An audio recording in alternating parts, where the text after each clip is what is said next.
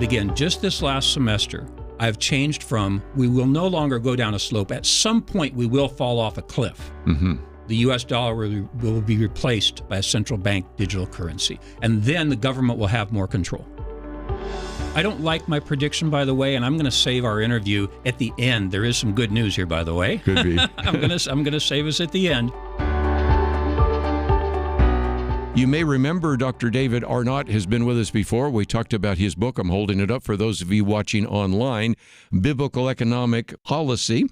Dr. Arnott is a professor of management, also teaches economics at Dallas Baptist University, author of 5 books on leadership, management, and economics, but also maybe is the best known as the Christian Economist, a podcast that you would love to get a copy of. We have a link to it, as well as some of those episodes, and he joins me now in studio. Dave, great to see you again. Kirby, it's good to see you, and it's always good to be with you. Let's talk about the podcast, because there is a significant amount of economic illiteracy in this country. You're doing your best to try to turn that around. And as I've been able to document, it looks like you've had about 200 podcasts you created. Where are we? That's right, Kirby. Number 200 came out on January 3rd, 2024, and I've covered many of the same topics you do. You do much broader work because you work in culture. I work specifically in economics, but every economic issue that you want to talk about, I've pretty much covered from a biblical worldview. And I want to thank guys like you and Jim Dennison for doing this kind of work. We really need people who tell us what is today's news and what does the Bible say about it. So while you and Dennison may cover a broad category, I stay in biblical economics, and I ask the question, how should we run an economic system in a fallen world? The definition of economics is the production and distribution of goods and services in a scarce economy. Right. It's not only scarce, but it's filled with fallen people. How do we do that? And Yes. that's the answer that I seek. Well, and again, if you start with a Christian perspective, those of us that have ever sat in an economics class or watched economics recognize that there are some assumptions that sometimes are used by many of the secular economists where they don't recognize that we live in a fallen world. I mean, they recognize there's scarcity, but they don't think about it in that regard. Sometimes they don't necessarily think that we are fallen people because we are really doing the best we can. And then all sorts of principles about investment and saving and diversity, and all of these are all biblical principles, some of which they have found just based of common grace. But if you come from a Christian worldview, you really almost instantaneously develop a different view of economics, don't you? Absolutely, because scarcity didn't happen until the fall. That's where our answer is. I was at a meeting called the CEO Summit at Liberty University a few months ago and just wandering around the College of Business, and the door said economics. So I walked in and had a conversation with a fellow Christian economist. And I said, okay, so scarcity comes from the fall. That's how you explain it at Liberty University. That's how I explain it at Dallas Baptist University. I asked the guy, how do they explain this at the University of Virginia and the University of Texas where I live? And he said, they don't. Kirby, this is one of the greatest examples. Isn't that something? Yes, if you know where you came from, you know where you're going. Yes. So our assumption is that scarcity comes from the fall. And that's how we produce biblical economics. Yes. Yeah. Well, let me just mention, first of all, that if people would like to get your podcast, because it is now really glowing in very significant ways and really begun to actually address so many issues, we have a link to davearnott.com, but you don't even know how to spell your last name because it's on our website. Right. And as I go there, first of all, there's a place for you to see any of the podcast. I thought one of the ones that was kind of interesting that you had just a minute ago was about the issue of people voting with their feet. Right. And that reminded me of my little booklet here on the American realignment, because as you are well aware of, and we've been talking about this for some time, matter of fact, I got a picture of a U-Haul there, whether it's Ryder truck or whatever, a lot of people moving from high-tax states to low-tax states, even sometimes moving from certain cities to certain communities. I know you live on a farm, and that's very different than the taxation you'd pay if you lived in, say, Austin, Texas. And so there is a sense in which you're writing about those issues. You have one on school choice. Matter of fact, we have a magazine coming up pretty soon on school choice and Christian schools and charter schools and those kinds of things. So almost any issue that maybe has an economic function or at least is related in one way to money or economics is there. And so if people would like to listen to their podcast, they just simply go to where they normally get their podcast. And look for The Christian Economist. It can't be easier than that. There's only one who calls himself The Christian Economist. There are only about a dozen of us, Kirby. But if you look for The Christian Economist, also one of my previous ones called Abraham and Wealth Migration. Yes. He didn't have a U-Haul like your picture does, but he did move. And why did he move? Yes. He moved because God told him to go to better land. And I make the point in that one and in the one that you mentioned also, voting with your feet, that people move from places of high taxation and regulation to low taxation and regulation. This just makes sense. Now that it happens to align with the biblical view of governance and economics, is true also. Yes. So again, you have the one on Abraham and Wealth Migration, also one by Arthur Laffer, who we quoted just the other day in his book, The Wealth of States, and so many other resources. Right. So first of all, if you want to get the podcast, that is the case. Let me also mention that there's a place for you to go and speak. I think it would be really helpful for individuals that say, I'm part of a chamber of commerce, or we really need to educate people in the church about economic issues, and they really are showing a level of illiteracy that is not helpful to individuals. If people want to have you come and speak, you are available for that as well, aren't you? That's right, yeah. The purpose of the Christian Economist is to educate people about the biblical basis for economics. That is it. And there's a lot of education to be done. And so that's my life's calling, and I'm here to talk to you today about that, and I'm happy to go talk to other people if they'll contact me through my website. Yep. Let me just mention, too, that the book is available, and, of course, we made it available in the past. Of course, they can get it from you, so I'd like that to be the case. But you have chapters on Christianity and economics. I love the one on 10 Commandments of Biblical Economics. Right. You have stuff on international trade, how markets work, taxes, production. The one I want to talk to after the break, inflation. This is one of the most... It really is the hottest topic right now, immigration or inflation. When individuals are asked, what are the most important issues, one of those I words show up. Right. You also have stuff on the monetary system and income inequality, social economics, and even just an economic policy for the 21st century. What's the role for the church, the Christian, the government, and the nation? Just an excellent book that I would recommend. And, of course, you can find it on Amazon. You can find it, of course, on our website. But you might as well get it from David because he'd be glad to send you a copy. And, I don't know, maybe you'd autograph it. I don't know, possibly. I would, but I can't let you mention the book without mentioning my co-author, Sergei Seidamatov. Until he was 12, lived in a Soviet socialist economy in the Ukraine. The other day, we were talking with Chuck Bentley, and you know Chuck Bentley, and actually heard the interview in which he says, we're spending so much for the government, and we have so many things which are not discretionary, they're mandatory, so-called entitlements, that are we eventually going to fall off a cliff? And so there is a real significant question, and I know you've been listening to that, and you have a perspective on that, so I want to hear it. Thanks, Kirby. Because for many semesters, I teach at Dallas Baptist University. Now I'm a professor, right? Because I think in semester terms. Yes. I've shown them a diagram, a picture of a skier going down a ski hill, and halfway down it drops off a cliff. Because there's been two predictions. What is going to happen when we continue to spend money? Now, in general terms, during the Obama administration, the debt was about $500 billion a year.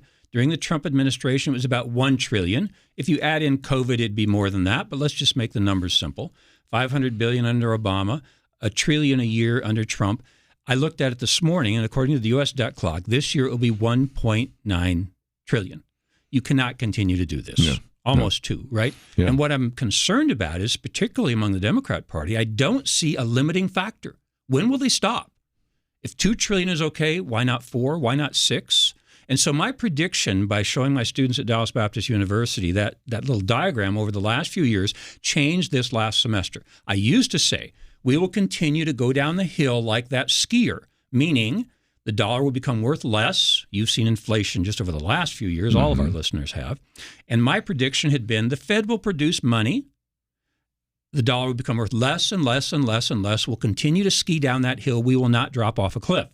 Chuck Bentley said in your program 2 days ago, we're going to go over Niagara Falls. And I agree with him. And it changed for me with the Inflation Reduction Act not only because of the Orwellian name. I mean, I've laughed with my students. They spend money to reduce inflation. That's not how the world works. But with that bill, it seemed to me that we had stepped over a cliff and we're not going to go back. So what happens when the dollar fails, right? So if we continue to overspend by $2 trillion, something will happen. And my prediction has changed. Yes. It is currently that when it fails, it will be replaced by the central bank digital currency. I wonder if that's where you're going with that. Yes, central bank digital currency. Now, it's somewhat like Bitcoin, especially our younger audience knows what Bitcoin. My students talk to me about it at DBU all the time. I got a book here about that, yeah. Yeah, good. Yeah. It has two elements to it. One is it's absolutely perfectly exact. Every transaction gets recorded. The second thing is it's perfectly private. When the central bank digital currency replaces the U.S. dollar, it will be perfect, but it will be public. They will know how much money did you donate to Crown Ministries? How much money did you donate to Point of View? How much did you donate to Dallas Baptist? How much did you spend on gasoline? Kirby, do you think they want to limit the amount of gasoline? Well, you're looking at what's happening in China now with social scoring. That's right. NBC had a fascinating report a couple of weeks ago about how the Chinese essentially like this social scoring. So I think that's where we're headed. When will it fail? I don't know. I guess I could do the math and come up with a prediction. But again, just this last semester, I've changed from we will no longer go down a slope. At some point, we will fall off a cliff. The U.S. dollar will be replaced by a central bank digital currency. And then the government will have more control. Let's talk to our younger audience, because I recognize that when you've lived through some of that or you know economic history, there are a few things to put into the equation. And that is in the 1930s, you had Franklin Delano Roosevelt say, you know, if you've been depending on gold, well, we're going to confiscate that. You can no longer hoard gold. And so then, of course, once they were able to have access to most of that, then they could reevaluate that. After Bretton Woods, then you had a sort of on a gold standard, but then Richard Nixon in 1971 took us off the gold standard. So when people say, well, I don't think the government will do that, first of all, even the younger people recognize the government shut down most of the economy, had lockdowns and the rest. And can you not imagine that when you are actually not able to send out Social Security checks, Medicaid, Medicare, welfare, those kinds of things, that there would be such a panic that then they would easily usher in a central bank digital currency, CBDCs, right? And so the two questions are, number one, will they continue spending? I mean, to me, it's absolutely clear they're going to continue spending. I can't see either party disagreeing with that, unfortunately. That's right. And secondly, do they like control? Well, they do. If you answer both of those questions, my prediction will come true. I don't like my prediction, by the way, and I'm going to save our interview at the end. There is some good news here, by the way. Could be. I'm going to save us at the end. But for now, it looks like for my 20-year-old students at Dallas Baptist University, it looks like the dollar will fail sometime during their working career, and we will go to a central bank digital currency. Yes. You know, I was just other day in Michigan, and one of the individuals say, you know, you really need to talk about central bank digital currency. And I said, well, I have. And again, we just did right now. Very good. And again, it gets back to a prediction I made. I had a book years ago that came out really in the 1990s, Signs of Warning, Signs of Hope, in which I predict there'd be a time in which there would be a collapse, because you could run the numbers even back then and say we won't have enough for Social Security or Medicare, because indeed these are entitlements and they grow automatically. And even if you, my argument was that we probably would eventually go off the cliff. But then more recently, people have made me argue that, well, yes, but the central bank, Federal Reserve, will just keep printing dollars. And so I thought, well, maybe that won't happen. And I think what you're at is there comes a point in time when dollars aren't worth the paper they're printed on. Right. That at that point, there's some kind of crisis. And that would be a perfect time for an authoritarian government to then have a digital dollar. And, of course, if you want to start pulling in Old Testament and even New Testament prophecy, maybe just to be able to buy and sell with a digital thing on your hand or your forehead, and then you wouldn't even necessarily have to have dollars, and you wouldn't even have to have a cell phone. Yeah. Well, not only do we, Kirby, you and I agree that the government will continue to spend. Both parties, I mean, are sad to say, are guilty of this, and so I think that's what's going to happen. But let's look at what the government is spending their money on. There we go. So the three major expenditures, largest expenditures of the federal government, are all unbiblical. The three are. First is healthcare at $1.8 trillion. Second is Social Security at $1.5 trillion. Tied for third right now is defense and interest, but interest will will go ahead of defense in just a few months at about $900 trillion. None of these are biblical. Right. The first one, healthcare. The Good Samaritan story, or the capitalist Good Samaritan story as I tell it, and I'll jump in the middle because I know your listeners can join me there. He finds a man injured and gets out his own oil, wine, bandages, puts him on his own donkey, takes him to the inn and pays his own denarii. Says, if you need more, I'll give you more on my return trip. That's 6 of his private property elements that he uses to pay in healthcare. The socialist reads it this way. Seeing the man injured on the road, he rushed into town, got some Roman soldiers. They went door to door enacting a tax and bought public oil, public wine, public bandages, public donkeys, and public inns and public denarii. That's not how the story is told. That's right. You and I happen to live in Dallas, where our 3 major medical providers are Baylor, which is Baptist, Methodist, which is Methodist, and then somewhere you've got Presbyterian. And wherever you're listening to this program, look at your hospital provider. It probably came from a biblically based church organization of some kind. I think that's what the capitalist Good Samaritan tells us. And over time, we've got into this $1.8 trillion a year from the government. I don't think that's how the Bible tells us to care for our neighbors. We need to take a break, but I'll hold up my booklet on socialism because we have one on capitalism and socialism. But again, you have some people, and I want when we come back from the break to take something from your book as well, because some people say, yeah, but doesn't the Bible teach socialism? Because, if you look at, Acts 4 and some of those passages, it sure seems like they had the various goods and resources in common. So I want to get some comments about that as well. And, of course, we've just talked about healthcare. We'll talk about, go ahead, about Social Security.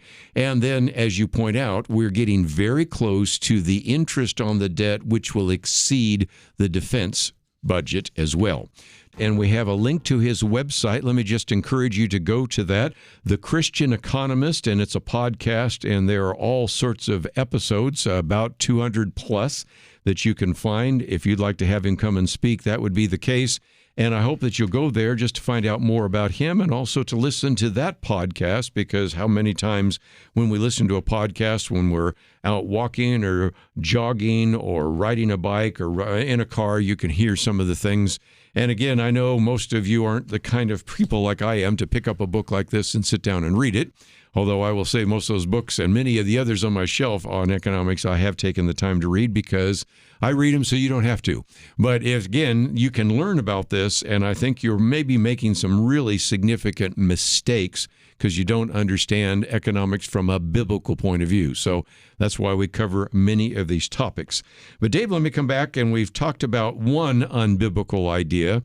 I think it is helpful for the government to provide some means by which people can maybe save up money so they can deal with their health issues. And, of course, we've talked about economic policies and all sorts of other things. But you mentioned 2 others, and that's Social Security and interest. I think we know the interest one because that gets us back to the issue of debt. Right. But help us out with that, because if indeed we're concerned about the issue of inflation, which is huge, and I don't think is going away anytime soon, a lot of that comes because we're spending money we don't have on things we shouldn't have been spending money on in the first place. So help us out. That's right. And you use a phrase that I often use at Dallas Baptist University. I read the book so you don't have to. And I'll be talking about something, and I'll say, okay, so I'm going to give you on Blackboard, our electronic system, a summary of the book. In other words, the best comments. And one of them is a book by Kirby Anderson called Christians and Economics from 2016. Yes, folks, people on both sides of the microphone today have written economics books.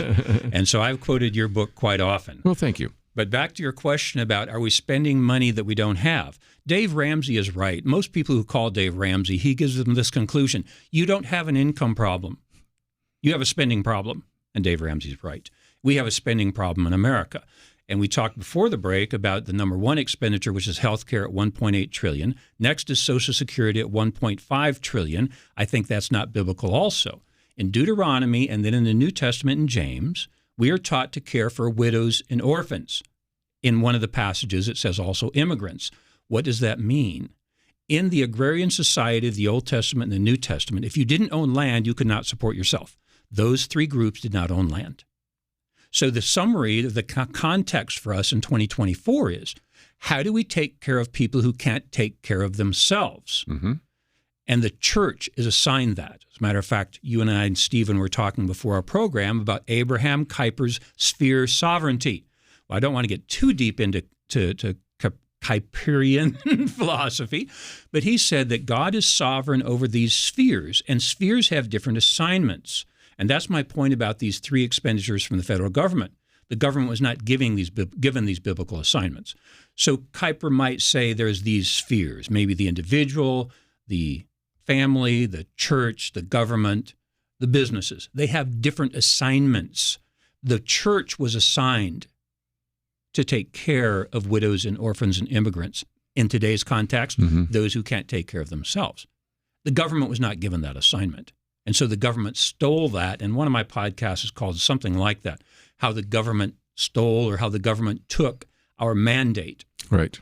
And so that's the second one that's not biblical.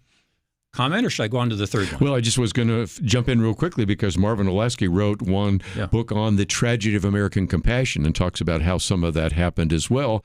And again, it was something that actually encouraged people to do the right thing. Those who will not work will not eat is a biblical principle. Right. And the argument is I think any concerned and compassionate Christian says, look, I would be glad to give a hand up, but I'm having trouble always giving a hand out. Right. And in some respects, that's an issue as well. And when you had the compassion being generated by nonprofit organizations like churches and philanthropic groups and things of that nature, there was, if you will, a little bit more accountability than simply sending out a check today. That's right. Olasky is correct, Marvin Olasky, and also Brian Fickert in When Helping Hurts. There you go. How do we do these things? So we are assigned as the church. That's the sphere that the Bible's assigned to take care of people who can't take care of themselves. The government via Social Security has taken over that role. Okay, so you can't give in a socialist environment. Socialism is governed by the mantra, from each according to his ability, to each according to his need. If you only get what you need, how do you give? Yeah. You mentioned this earlier, and I wanted to cite Lawrence Reed, who has a little booklet, and his theme is Jesus was not a socialist. You know how we know? Because he had to give. You give of your excess. One of my fellow Christian economists, Ann Bradley, calls it leftovers. Right. Yeah. I call it profit, right? Yep. And so you can't do it in that's why socialism is not biblical. You can't give when you only get what you need. So many great insights, again, in your book, Biblical Economic Policy, and in the podcast as well, The Christian Economist. But one last one. I don't think I would have ever predicted, Dave, that we would get to a time where the interest payments exceed the entire military budget of the Pentagon. But that's where we're coming. Thank you. And if you look up on U.S. debt clock today, you'll see they're both about $900 billion. And, of course, interest is increasing faster than defense. That is not biblical either. Oh. It is a violation of the eighth commandment, don't steal. Okay, the government has no money. All it has is what it has extracted from its citizens. So when people say, well, can't the government just use some of their money? No. The government has no money. It only transfers it from one group to another. And when it pays interest, it transfers wealth from my 20-year-old students at Dallas Baptist University to older people, Kirby, like you and I. And they're stealing it from these 20-year-olds. It's absolutely theft. Now, the only reason that we allow taxation anyway in a biblical sense is, this is quoting, by the way, Christians and Economics, the book by Kirby Anderson. The reason for taxation is to push back against the fallen nature. Right. And so these three things that I've mentioned don't do that. So health care is not biblical. Social Security is not biblical. Interest is not biblical, or interest on the debt, because it is stealing and it violates the eighth commandment. So again, as we talk about that issue of interest, I don't see any desire to turn that around, which is a concern. But for somebody that would say, well, that can't be done, virtually every state, and I'm saying virtually because there's a little bit of wiggle room for some states, but most all states have to balance their budget. And so I don't care if you're Governor Gavin Newsom or Governor Ron DeSantis. I'll pick California and Florida just to beat up on two states of our country for just a moment. They all have to balance the budget, and it can be done. And frankly, was generally done because, help me out, but it seems to me that from George Washington to Ronald Reagan, the accumulated national debt was about $1 trillion. Yes, and your economic history was correct. A few moments ago, you mentioned the agreement that gold would be sold at $35 in U.S. Bretton Woods. It's a ski area in New Hampshire.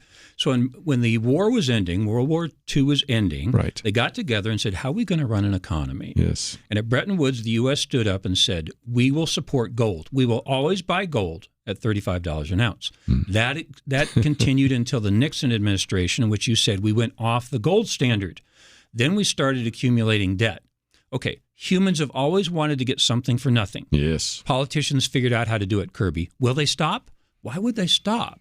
That's my point is I don't see a governing mechanism that would cause them to slow down. Both parties are guilty of this, by the way. And so that's where we're headed. Now, I do need a promise. I'm going to redeem this conversation after the next break because there is some good news. I'm the Christian economist. The economist in me is a pessimist. The Christian in me is hopeful, is an optimist. And we'll get to that after the break. But I wanted to cover that the three biggest expenditures of the federal government are not biblical. Yeah.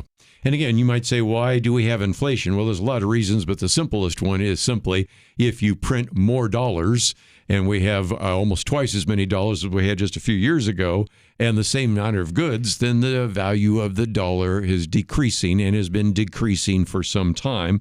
And, of course, when you also have the increase in the deficits that are increasing dramatically, almost exponentially or geometrically from one administration to the next, you can certainly point fingers at Barack Obama or Donald Trump or even now Joe Biden, but you can see where it's going, and I don't see any of the candidates wanting to turn that around anytime soon.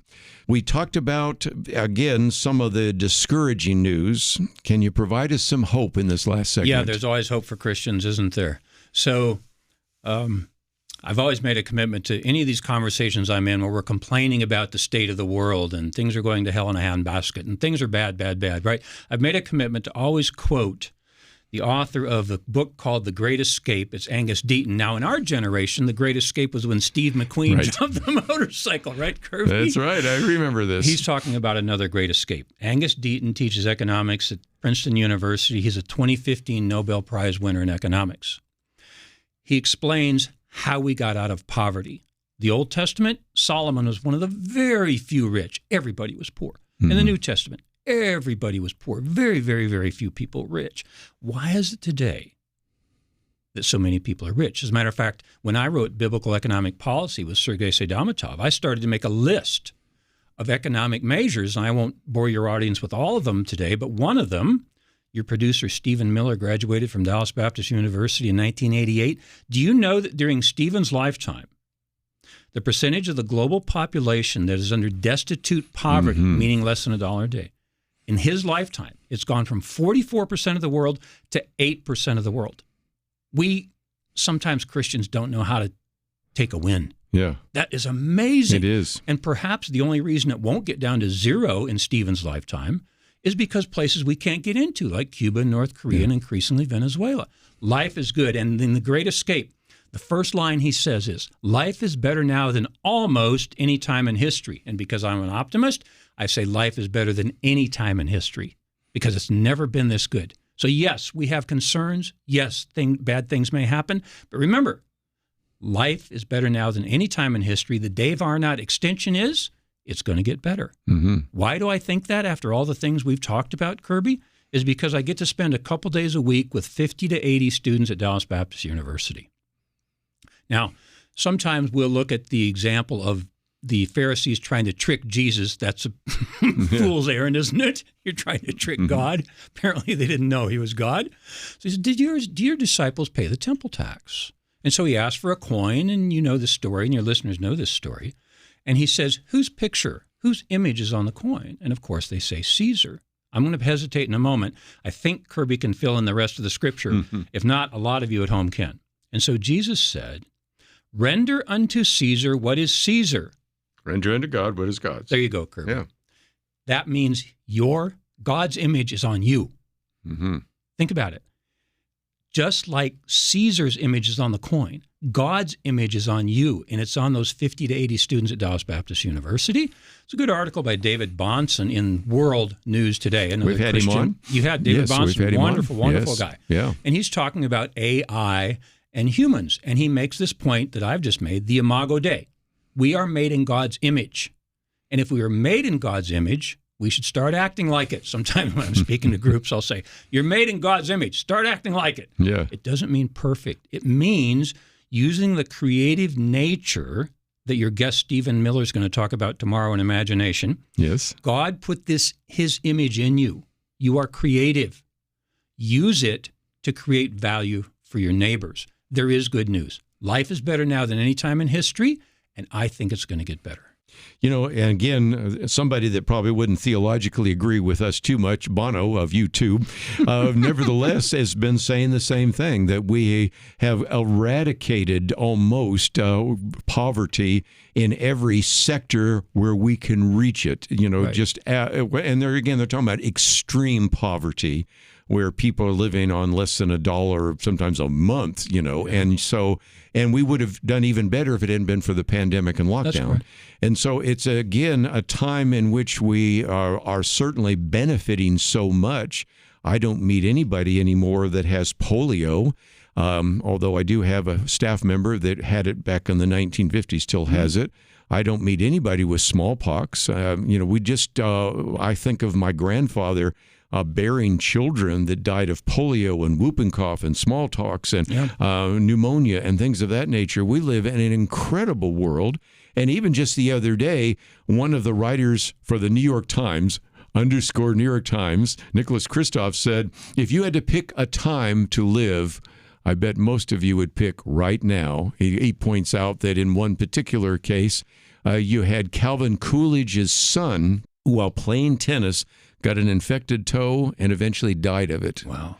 And, of course, you know the story about John F. Kennedy's son died of hyaline lung disease, which is just a treatable disorder. So you have presidents of the United States whose sons died, which we can treat today. And so we are living in an incredible age. Of course, I've written about artificial intelligence and all sorts of other things that maybe are the future. So we'll see. Yeah. But no, you're exactly right about polio. I mean, my 12 and 10-year-old grandsons are watching us through the window right now.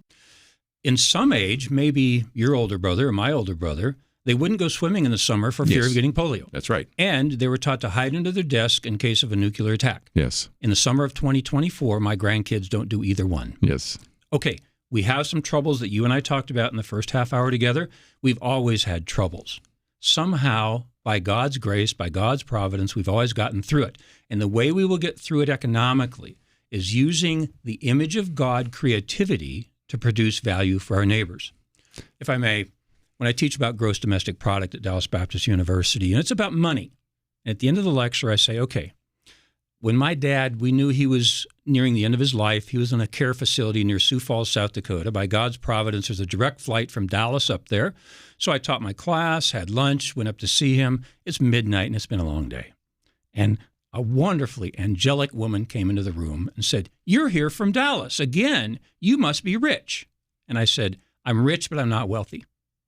Now, your listeners are rich if you get to spend your dad's last days with him. Yeah. If, like me, you have a wife who loves you and cares about you. If you have a Sunday school group who cares for you and teaches you the Bible. And for me at Dallas Baptist University, I have fellow professors who help me integrate faith with learning. I'm rich. Yes. The government will not take that away. That's right. The worries that you and I have talked about in the first half hour, they will not take that away, because we can be rich without being wealthy. See, economists measure it differently. I am the Christian economist. The last question asked by me of Dennis Prager when I was on his show was, "Are you an optimist or a pessimist?" I said, "I'm the Christian economist." The economist in me is a pessimist. The Christian in me is an optimist, because I know my faith and my salvation is secure, and the government won't take it away. Again, this is the Christian Economist. If you would like to know more, simply go to the website pointofview.net. And it's been great to have you in studio once again. I would certainly encourage people to find your podcast. And for those of you that can read, this is a very readable book, but for people that aren't readers, well, maybe the podcast is for them, but this book is just chock full of great information. It sits on my shelf along with some of the other books I brought here today. And I appreciate you coming in and look forward to the next opportunity. Life is better now than any time in history, and it's going to get better. Thank you, Kirby. You're learning from those issues, and we've really felt the need to talk more about some of these economic issues because, as you may have noticed, these are very important issues. One of the most important ones in this campaign is the issue of inflation. And where did that come from? Are we dealing with a income problem or a spending problem? I think you know the answer to that. Thanks for joining us. And I hope you, again, have appreciated all that we've talked about today. And don't forget that if you would like more information about what we're talking about, you can find it at the website pointofview.net. That's all we have for today. We look forward to seeing you next time right here on Point of View Highlights.